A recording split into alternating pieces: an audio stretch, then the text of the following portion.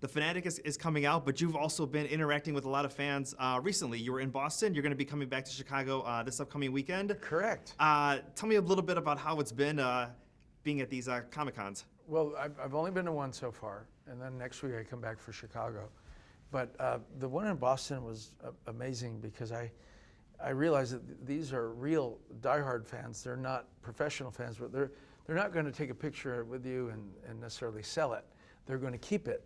So there's a genuineness to the affinity that happens, which I really love. You know, it was a revelation, and they're collectors, but in the real sense of the word. You know, Did they want to keep it with them? They're not ready to put it on eBay or something else like that. Exactly, and there's a different energy about that, which I loved discovering, because it made the day go by very quickly because it was just a love fest, you know, and I had a chance to love them back.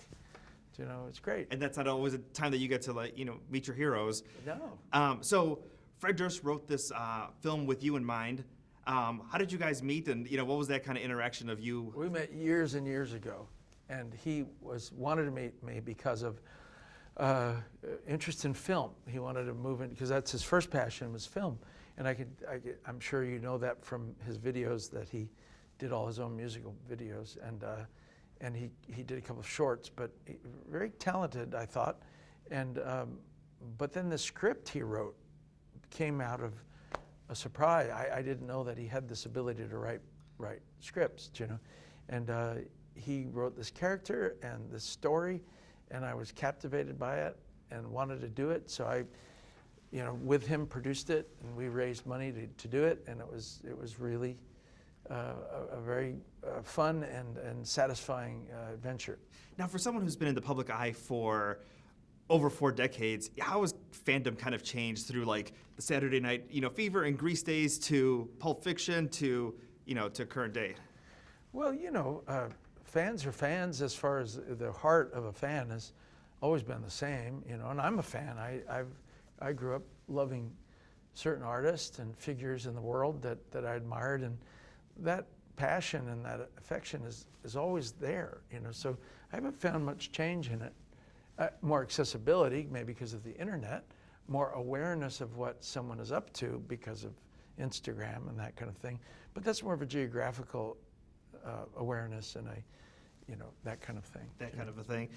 So if a fan were to see you in a restaurant or see you walking down the street, what's kind of like the ideal way that you would like them to interact with you? As far as like, a wave hello, shout out a quote from a movie, do a little dance, like whatever they want to do is really fine with me.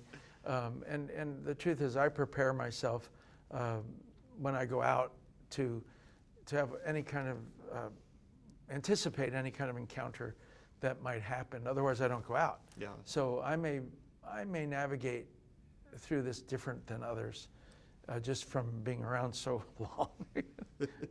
Now, with the movie here, we see this, Moose's perspective, and you can kind of say, because I've been on, both sides where you're excited to meet somebody, but then also don't want to creep them out at the exact same time.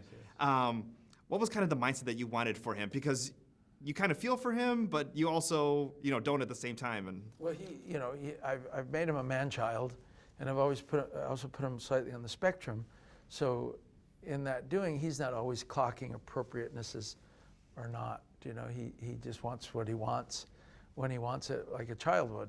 So that was kind of fun to play, to be honest, to just go for what the character wanted. Now, Moose's character in this movie, when he goes to the party, wants to order a milkshake for his drink, and of course that's one of the famous scenes that I remember from Pulp Fiction. Was that something that you wanted in both of those movies, or did Fred write this in? No, Fred wrote that, yeah. And he just, I think one of the people that he maybe based it on liked particularly strawberry milkshakes, and he just thought it was a color. But I think there was, whether it was the Reservoir Dogs aspects or Jamie Lee, and at the end of the movie when I refer to her, Jamie Lee Curtis, these were coincidences, but they also were in line with the character. With the character arc. Yeah. Now, when I think about you in Chicago, I think about the many times that you were on Oprah's show. What are some of your favorite memories? Coming here for a big birthday, everybody in Chicago had their TV on.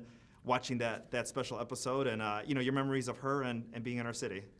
Well, there's a ton of memories of being in the city because I came here since I was a little boy, since I was 9, and the specific memories with Oprah was that she was such a fan of mine and had such genuine love that I knew whenever I was on that show that it was just going to be just the easiest thing in the world to sit there and love each other up, and there were several times where we danced together or we admired each other or whatever, that was just so pure and so unique, I thought.